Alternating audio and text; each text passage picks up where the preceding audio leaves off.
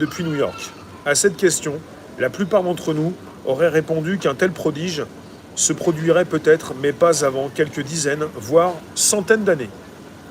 Nous avons vécu le surgissement vertigineux d'Internet, des moteurs de recherche et des possibilités qu'ils offrent. Nous nous sommes vite habitués, mais la vérité est que personne, hormis ceux qui travaillaient à la constitution de ce réseau, n'avait imaginé la rapidité avec laquelle ce genre de service serait disponible. Bien sûr, les Français connaissaient déjà le Minitel, mais le volume des données traitées était sans commune mesure avec cette titanesque bibliothèque fourre-tout et sans cesse en évolution qu'est Internet. Ce que nous n'avons pas pu anticiper, c'est le développement cyclopéen des capacités de stockage d'informations et l'apparition de moteurs de recherche qui paraissent connaître nos désirs et nous fournissent, à peu de frais, l'exacte information que nous cherchons. C'est pour les mêmes raisons que certains champions d'échecs ont cru que jamais une machine ne pourrait les vaincre. Leurs premiers affrontements avaient été si faciles à emporter qu'ils ne voyaient pas que déjà un processus d'accélération était en marche. Il se trouve que lorsque les concepteurs de programmes de jeux d'échecs ont cessé de vouloir imiter la pensée humaine, ils ont compris que les chances de succès de leur machine étaient directement liées à leur capacité de mémorisation. Celles-ci ont permis aux ordinateurs d'explorer un nombre toujours plus important de coups possibles. Cette progression est tout simplement géométrique, comme le montre le graphique qui suit. Bon, le graphique, il est là. On est parti sur une explosion entre les années 70 à 89. Progression du nombre de combinaisons envisagées à chaque coup par les ordinateurs, de 20 millions jusqu'à 180 millions. Alors, la puissance des machines de 1989 est sans commune mesure avec celle des débuts. D'ailleurs, les premiers points du graphique figurant les quelques milliers de possibilités envisagées à chaque coup par les intelligences artificielles des années 70 paraissent égales à zéro, tant leur valeur est écrasée par la progression fulgurante de la technologie. Il se trouve que notre cerveau n'est pas équipé pour concevoir ce type de progression géométrique.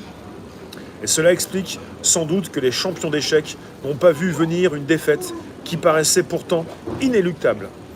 La façon la plus ordinaire que nous avons d'anticiper le futur est de concevoir qu'il sera à l'image d'une tangente imaginaire que nous traçons à partir des données passées et présentes.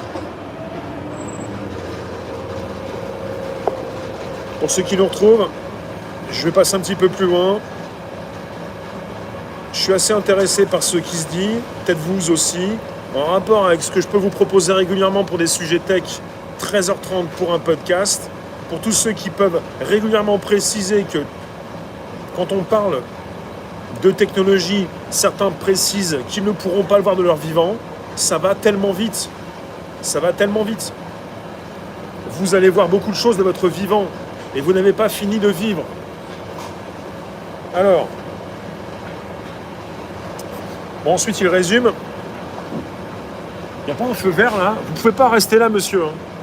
Le gros camion là, c'est pas fait pour être ici. On continue.